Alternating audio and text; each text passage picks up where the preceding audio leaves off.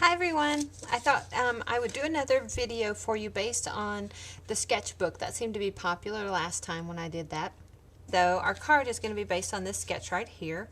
We're going to have our card base. This one, I'm going to change how it opens.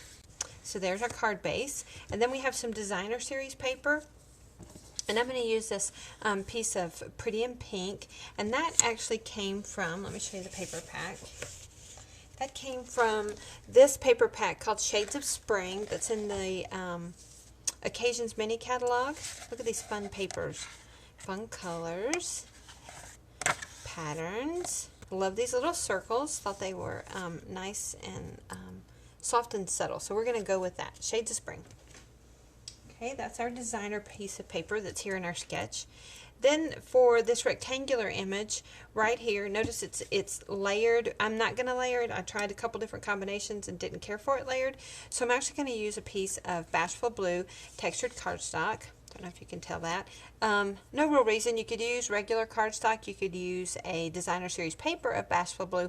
As long as it had a very subtle pattern in the background, you wouldn't want it to be too strong. This just happened to be what I pulled out of my Bashful Blue scraps folder. And I thought, well, okay, textured cardstock, that'd be fun. So there's our card base. Then notice the little tab on the side. The way I'm going to create the little tab is with this little greeting. This can be an Easter card, by the way. Happy Easter from Teeny Tiny Wishes. I've been loving that little stamp set. So I'm going to take that. I'm going to move my sketch aside for a moment. And I'm just going to stamp that on a piece of scrap ultra smooth white cardstock. Remember, the smaller your stamp, the lighter your pressure should be. You don't want to give it so much pressure that it smears on you or gets too heavy on one side. That's a little bit crooked. I'm going to try, see if I can get that a little bit straighter. I'm going to trim it down anyway, so it's not a big deal. I'm much happier with that.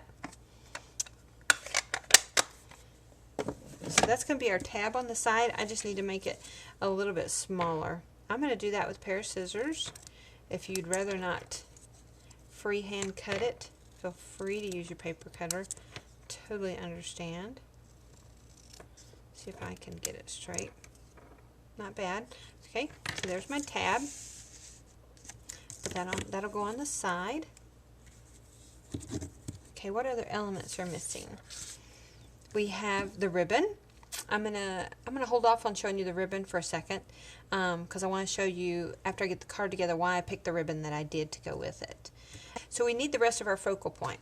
What I did for our focal point is I have this chocolate bunny. He's also in the Occasions mini catalog. What I did was I took him and I stamped him with Versamark ink on a piece of scrap chocolate chip cardstock, and I embossed him with clear embossing powder. And the reason I did that is I felt like it made him look more like chocolate.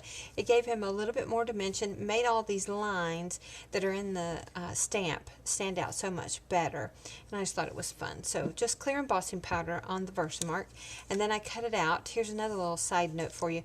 If I'm using an image that I know I'm going to want multiples of, for various reasons, he's a bunny. Chances are most of the time I'm going to make him brown because he looks like chocolate, and I just think that's fun for Easter.